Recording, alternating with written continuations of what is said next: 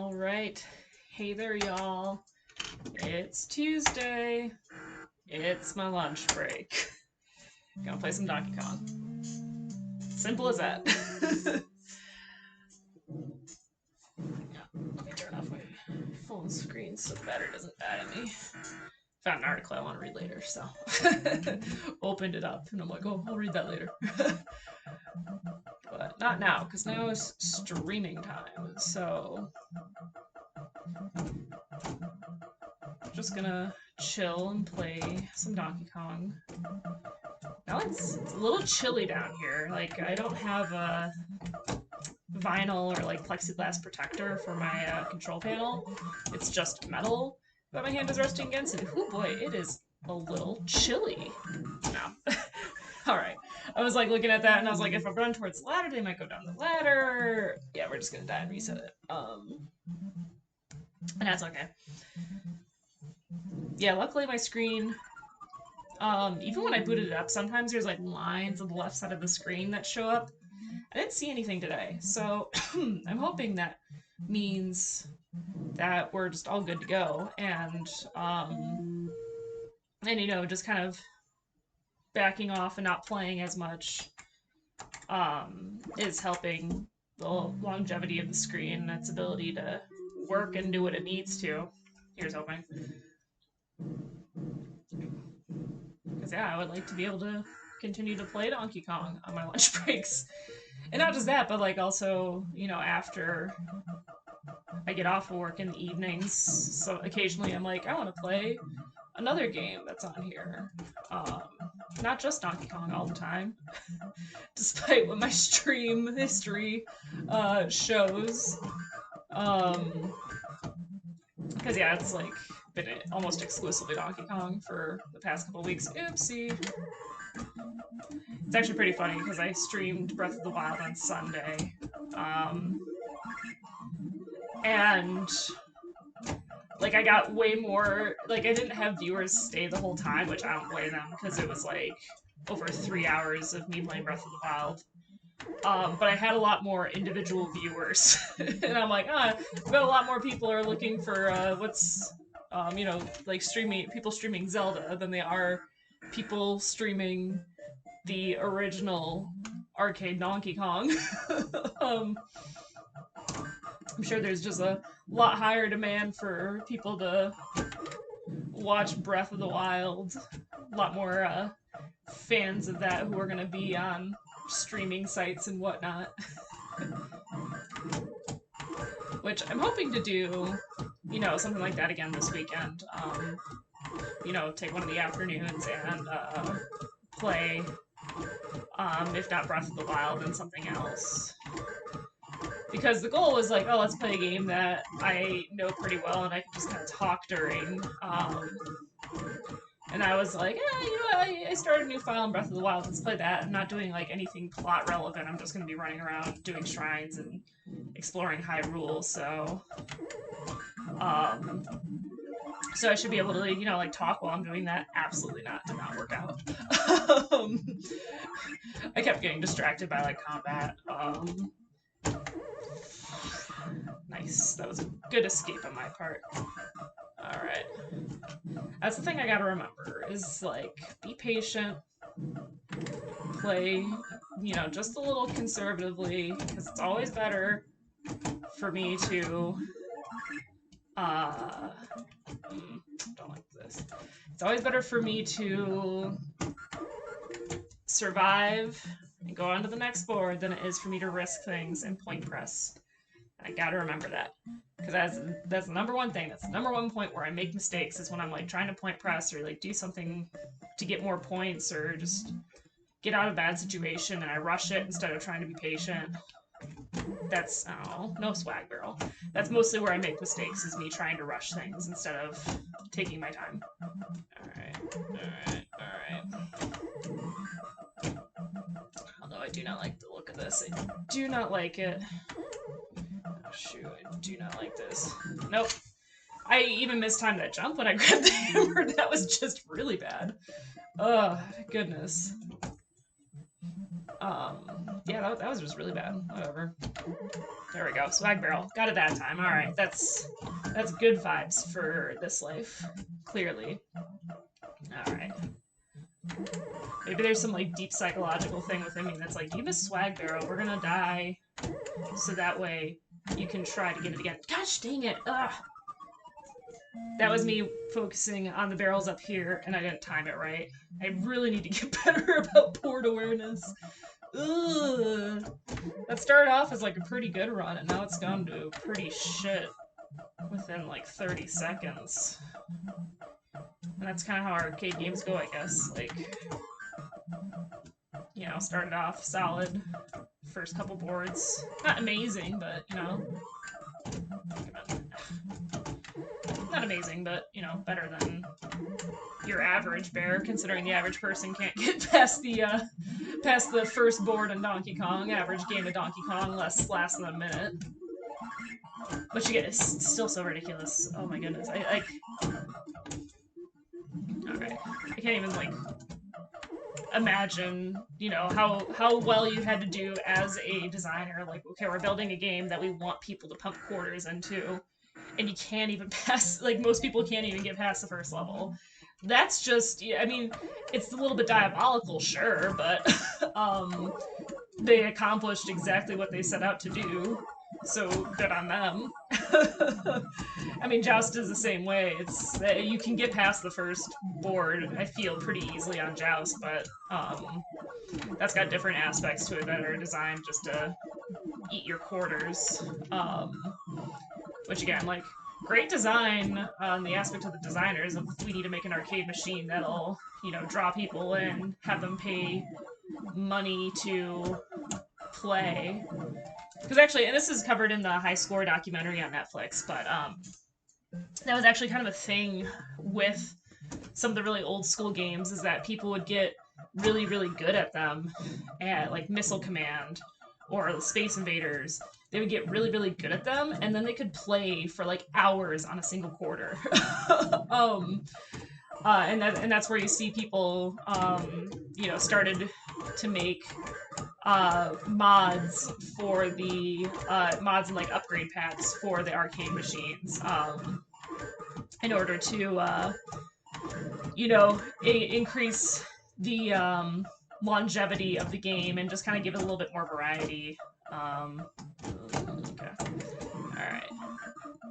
There we go. Cool. Alright, so hopefully I get 2 Firefoxes out of this. 2. And that guy, of course, spawned on the bottom, and he's going to run across the board and not necessarily get trapped on the left. You hate to see it. Alright. There we go. That's that one. Alright, cool. Should be able to pretty safely get back up here. Alright, and... Alright, we're just gonna end it. I could have point pressed there, but I decided to, again, play it safe. Just clear the board, move on to the next level. Try to remember that, Danny. Try to remember that so we can, you know, progress. Because that's the goal. Like, if... And I've said it before, and I'll say it again, but, you know, with all my reading on Donkey Kong, the average... Like, if you go through the game and you just play all the boards up to the kill screen without necessarily point pressing, you should score around 860k. Which is a ridiculous amount of points, considering I can't even break 100k yet. Okay, cool, beautiful, excellent. So, you know, if I just play it safe and run towards the barrel so it goes under the hammer and kills me, ugh, gross. That's okay. That's okay. We'll just say it's a warm-up round, and I still have this life, so maybe I can still make it to Pie Factory. Okay. Damn it. Ugh. Oh, that's fine. But yeah, if you just run through all the boards and get to the kill screen without point pressing, you'll score in the range of 860k points. And then that's when you get the point pressing, that's where you see people hitting the million mark, above a million. Um, so if I can just be better about surviving, my score will go up. I don't even need to necessarily worry about point pressing as much and just, farming barrels or the points on the rivets board. I just need to get better at surviving. And if I can get better at surviving, my score will naturally start to go up as I get to higher levels. So that's why I gotta remember to be patient. Be patient, don't lose focus, and just play the boards. Alright. There we go. There we go. There we go. Alright, there we go. Beautiful.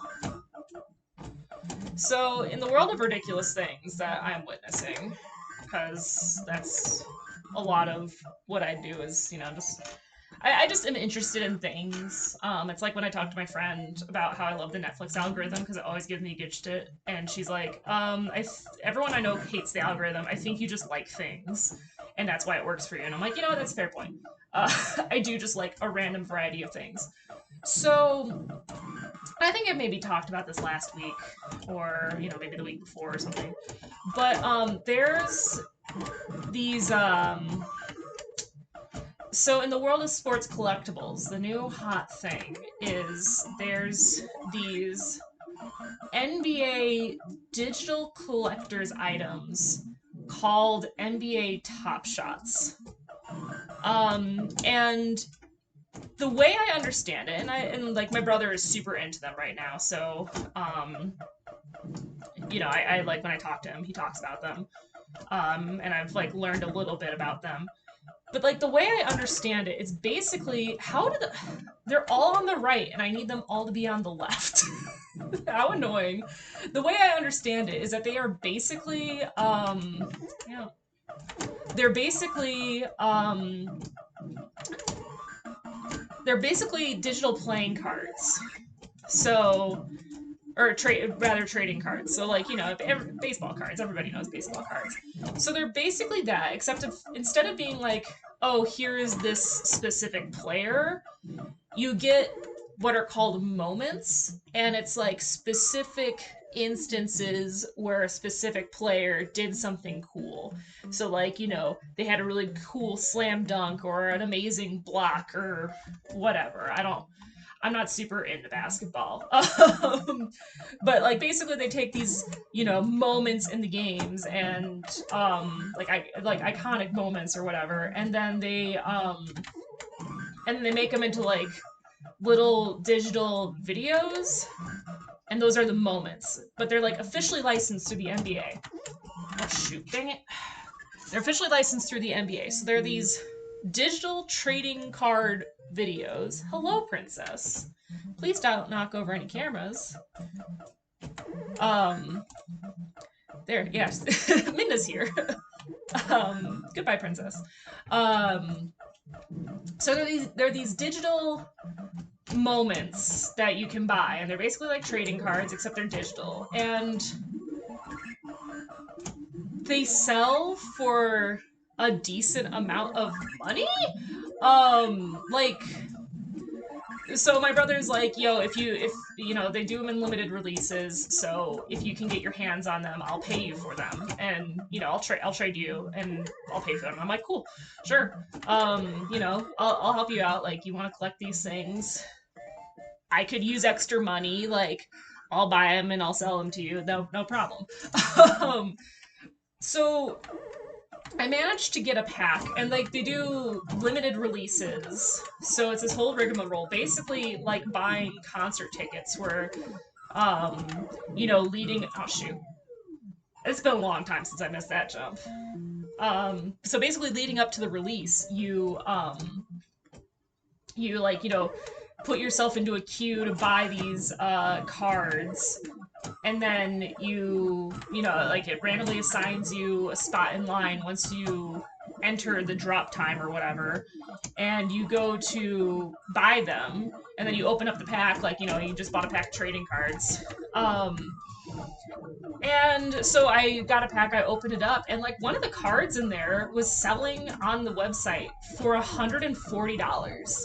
I spent $15 to buy, what was it, 4 or 5 cards, and one of them was worth $140.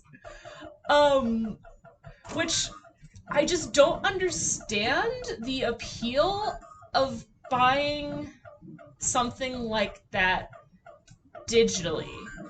Um, like I just, and then, maybe it's like a collector thing or a sports fan thing, but I just don't really get why people are shelling out tons of money to have like an officially licensed NBA clip of a moment from a game.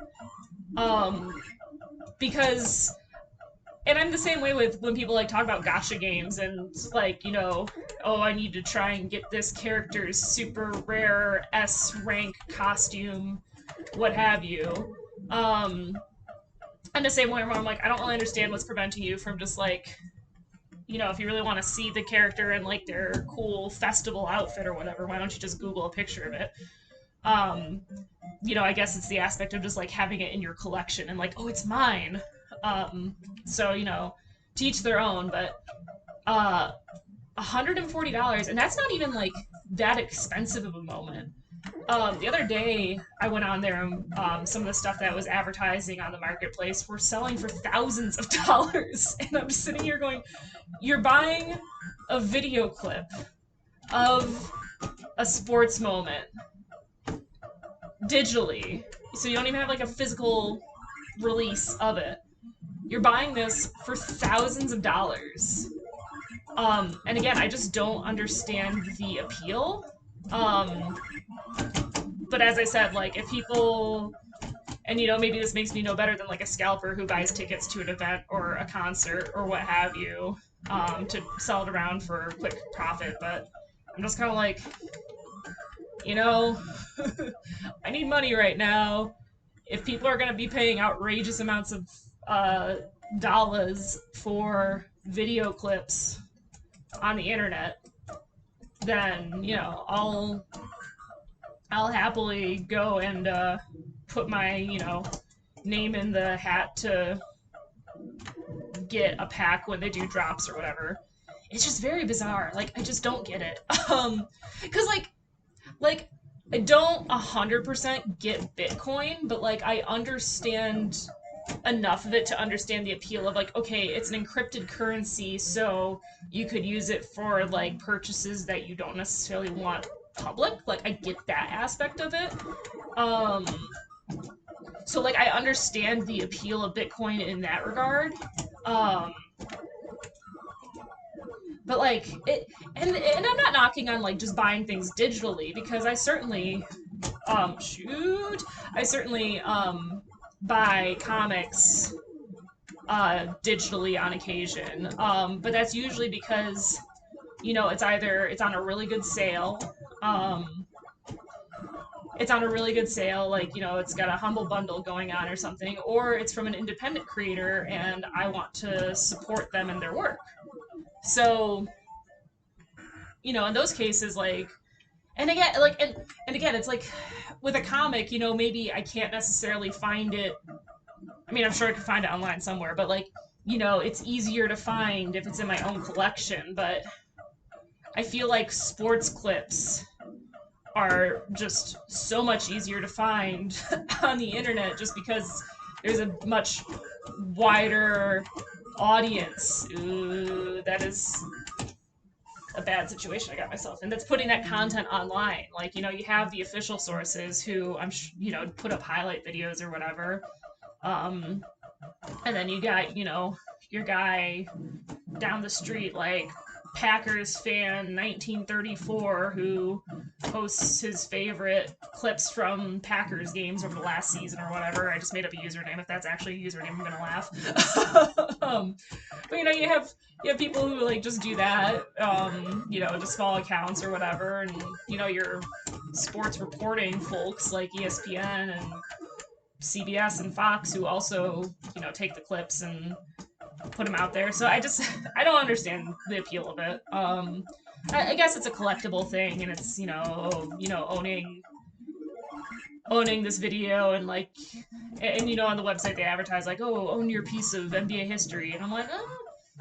It'd be different if it was a physical thing. Like, if it was a physical thing, I would 100% understand it. But the fact that it's just like a digital release is where my brain is having the gap in understanding. And honestly, I think this thing is totally volatile and is gonna blow up soon. But and in the bad way, like the bubble's gonna burst. But who knows? Like, sports, like collectors can drive up the prices for things, even if other folks who are outside of that specific collecting niche don't understand the appeal. I mean, it's why you have Magic the Gathering cards that sell for thousands of dollars. It's why sports memorabilia in general like sells for thousands, millions of dollars. If it's a collectible, then it's a thing. But again, with these digital moments, and I'm just fixated on this right now. Like, they are creating artificial scarcity because they control how many moments they release. Like, they control, we're releasing 2,000 of this moment, and so that's gonna make it a rare item. But it's all and I mean, I guess to the same extent, like a card for like a baseball card or a Magic card is also the rarity of it is determined by the and largely in part by the manufacturer, because they determine, okay, how many of these are going to get printed, and then other factors then affect, like, well, how many of them made it through, whatever, how many of them survived over the course of decades or whatever, and also just like, you never know what's going to end up being.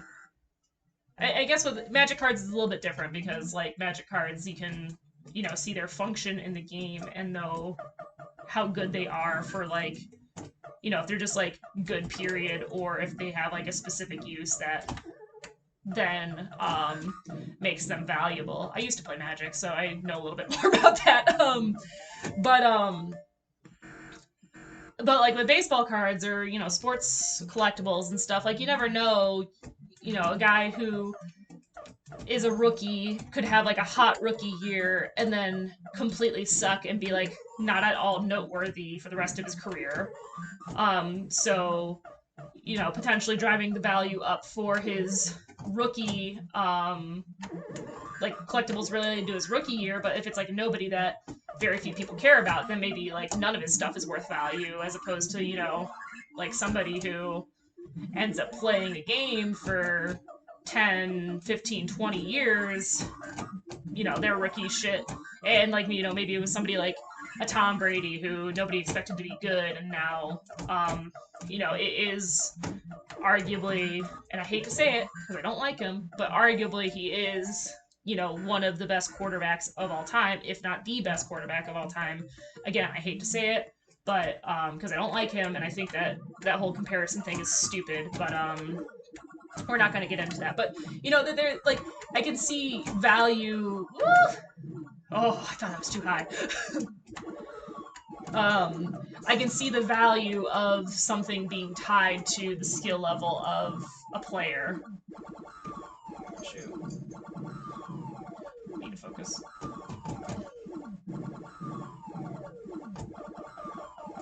Okay. Springs 3 cleared. Yes. Yes. All right. Okay. Sorry, I had to focus on Springs 3, because vast majority. I know I said earlier, like, the average game of Donkey Kong doesn't clear the first board. Most people can't get past the first board, but the average person absolutely cannot get past Springs 3. That's where that's like the real first, not first, but like that's one of the major hurdles between like being an okay Donkey Kong player and a great Donkey Kong player, or a good Donkey Kong player. I would consider myself like maybe good. Not much better than that. Considering I have only broken 100k once. Alright. I don't like this guy. This guy is just chilling above me. Alright. Alright, alright, alright. Cool. Alright, alright, alright, alright, alright, alright. Alright. No! Damn it, motherfucker! Ah! I was so close to breaking 100k. 96,100. That is painful. I was so close to 100k. Ah! Okay. Alright, that was a very good run. That was one of my best runs yet. Maybe my second or third best ever. And I feel like I had like a period where I like wasted a life or two, and it still turned out okay. So maybe this one will be better. We'll find out. So yeah, I don't know. I don't understand the appeal of the digital collectible NBA trading cards. And just like the popularity of them is super fascinating to me. Like last night they did a big problem that they're having is that the demand is so much higher than they expected that they're performing stress tests on their website to like make sure they have the bandwidth and that people don't have issues purchasing the cards, because that's something that they've gotten complaints about, is that at the point where they're getting high volume into the website, so they're doing the pack drops, which are like a couple 10,000 packs. Shit. As soon as that barrel was coming towards me, I was like, my hammer's gonna run out right before I hit it, I bet. So they've been doing these stress tests where they instead of releasing like 50,000 packs, they released a couple thousand. It's like, 3 to 5,000 they release, just to test the bandwidth and like the ability for their website and the servers and whatnot to handle that amount of traffic. So last night they did a stress test drop. It was 5,000 packs, and over 61,000 people tried to buy said packs, which is ridiculous.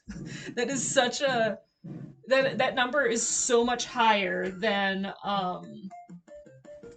the number of packs being sold, and they were very upfront in saying that this is strictly a test to check where our website is, in terms of like operating and handling traffic. So this is strictly for that. Like, most folks who sign up for the drop aren't gonna get a pack. Please know this going in and don't complain if you don't get one, because we're purposely only releasing a little bit.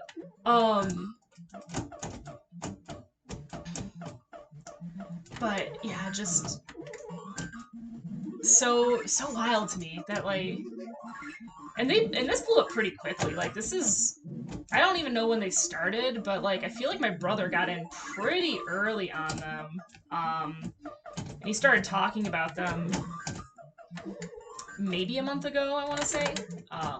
Maybe about a month ago was when my brother started talking about them to me, and I started hearing about them. So, I don't know. Ugh, that was not a good first board. I like to be over 5,000, if possible. So, that was just a bit of a slow board and didn't get enough points from the hammer and the barrels. Oof. Again, as always, I'm like, the focus is just on clearing the boards, doing well that way. And then I go around and be like, ugh, but my points, my point pressing, whatever will I do? Maybe someday I'll listen to my own advice, and then we'll start seeing consistently better games, instead of just like the outliers where I do hit those higher point marks. We shall see. Doubtful. I don't listen to myself. Alright. I tell myself really good advice all the time and I just don't listen to it. Alright. So that's gonna be 1 on the left. Okay. 1 and... Okay, so 2 on the left side. Cool. And they spawn pretty high up, so they're not gonna get over onto the right. Love to see that. And what I do want to do when I get better at Donkey Kong and I can more consistently hit points and, you know, make sure that I can get to like decently high levels, I would love to kind of like make a how-to Donkey Kong video. And I mean, like, I'm not going to be into contention for like a world record anytime soon or anything, but I had to go to a lot of different sources to get tips and tricks on how to play Donkey Kong. Like, you know, I read a couple different blog posts, I watched different videos on YouTube, and mine would in no way be comprehensive, but I feel like at this point I could offer like pretty decent advice of here's how you can do certain things in Donkey Kong well, and things to look for. If you want to get into the deeper recesses of how to point press, then, you know, go to other resources, but shoot. But I can at least explain basics of, okay, here's how you do barrel control. Here's my strat on how to clear the pie factory super quickly. Here are the visual indicators to look for the springs, you know, that sort of thing. Like, because again, in order for me to get all that information, I had to, you know, spend quite a decent amount of time looking up the information on different sources. There wasn't like one centralized source of that information. So when I get a little bit better at the game and can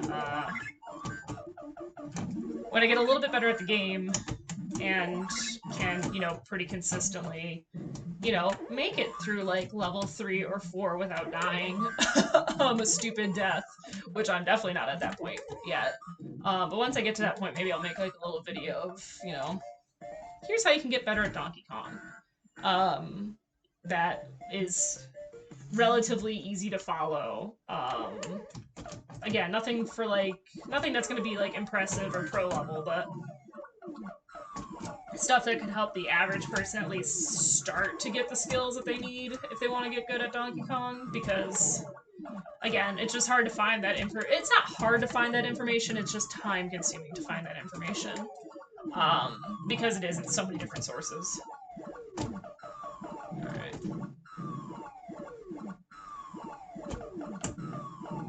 There we go.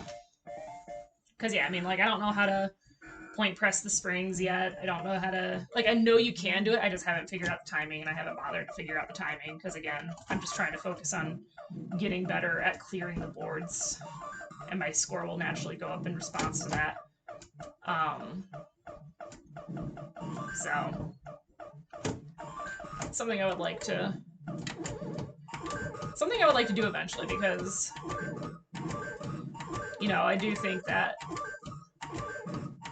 I personally, I mean, I'm super biased because I just love Donkey Kong, but, you know, with the advent of more and more emulators, and the, I know on Switch they have the, arcade archives, I believe it is, so it's like a port of the arcade version of Donkey Kong on the Switch, so that's also bringing some renewed interest to the game, and, you know, certainly acts as a way to introduce it to a younger generation of players who might not have ever experienced playing Donkey Kong on an arcade machine. I can clearly speak today. Not at all having issues with talking. Me having issues with talking during a stream? Never. Absolutely not. Alright. Alright. There we go. Alright. So I cleared that level. That's good. So hopefully, well, at least the Pie Factory, because if this ends, this is already a decent round, so probably after this round I should call it quits and go back to work. Don't have that much to do today, but because I did most of my work this morning, but you know, don't like to be away from my desk for too long in case someone needs something. Okay. Alright.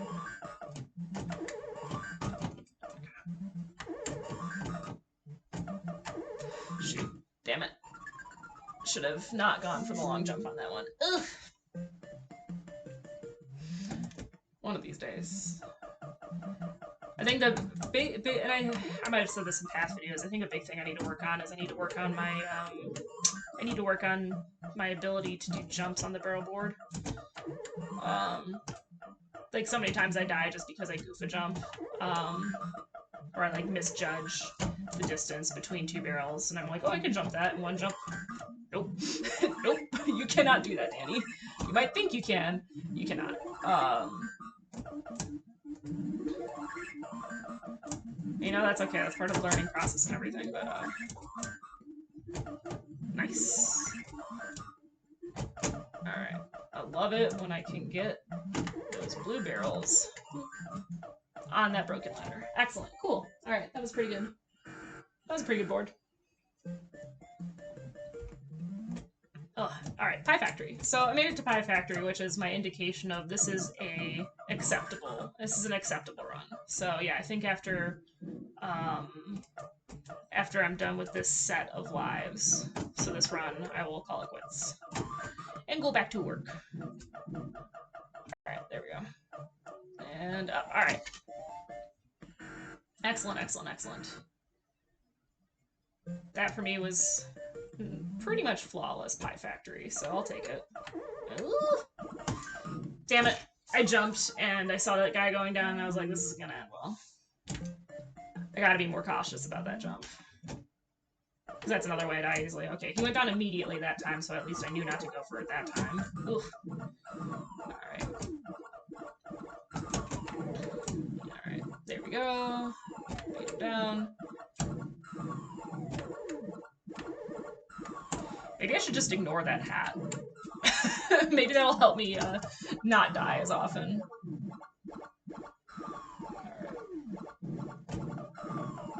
Alright.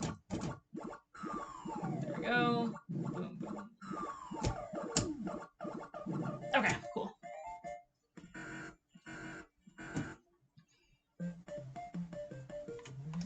Alright.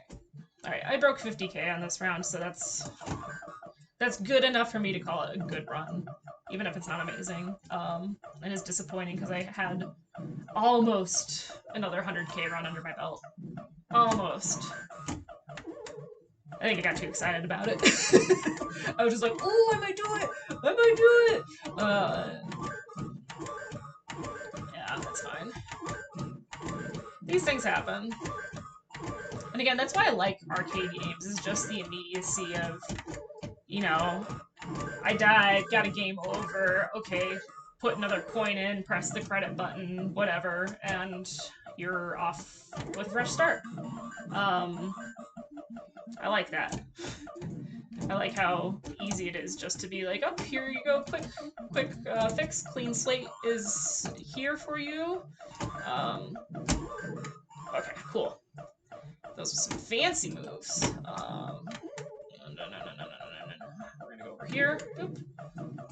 Because I might not have gotten any guys with that last hammer, but that means that... Damn it. I was so... Oh man, one more and I would have gotten 60k. Dang it, dang it, dang it. Dang it, dang it, dang it. Ugh.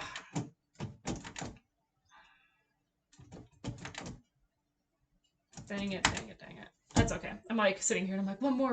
And I'm like, no, Danny, no, you need to go back to work. So we came close to breaking 100k, which is cool. Because I would love, again, to do that more than once. Because my next goal is to get to 150k, which I think if I can clear through level 5, I'll be able to do that. but I'm clearly not there in terms of skill level yet. So thanks for coming by. Thanks for watching. I appreciate it. You can catch all my videos at my YouTube, Firebrand Flocks Gaming. I cross post everything there when I'm done recording on Twitch. And then follow me on Twitch to get notified when I stream. I do stream every day, Monday through Friday, around 4 o'clock Central Time. I stream Donkey Kong to work on getting better. And then if you follow me, then you'll also know where the other streams happen because those tend to be a little bit more random and spontaneous. So thanks for coming by. I appreciate it. I hope you enjoyed watching me play Donkey Kong. So thanks a bunch, and I'll see you next time.